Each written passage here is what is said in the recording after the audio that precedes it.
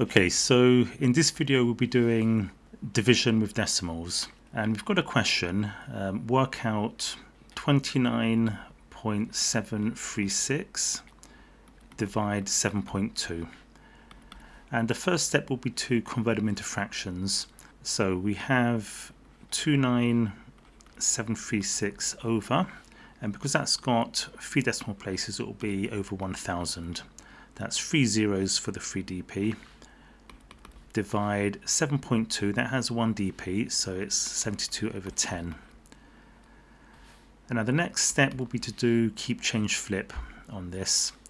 So we'll keep the first fraction, we'll change the division to a times, and we'll flip the second fraction to 10 over 72.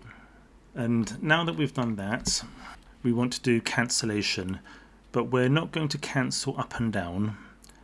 We're only going to cancel along the diagonals because we want to maintain any powers of 10.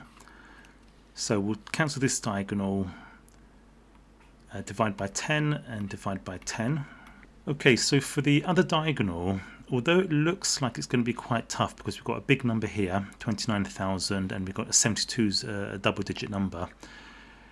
It turns out that if they were going to give you a division question like this, they would only do that if the 7.2 goes into the 29.736. So we can be pretty certain that 72 actually fits in to 29.736 without any remainder.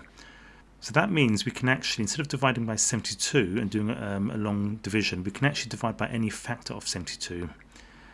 And it's best if we do a single digit factor such that both pairs are single digit. For example, 72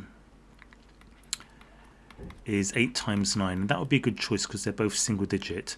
You wouldn't want to do 2 and 36 because 36 is still a double digit. So we can cancel down with either the 8 or the 9. We'll do the 8 first. So if we do 72 divide 8, we're left with a 9. And this one we'll do a short division. So we have 8 into 29736, and we'll do a short division.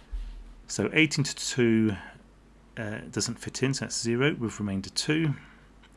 8 into 29, that's 3 times, which is 24, so remainder 5.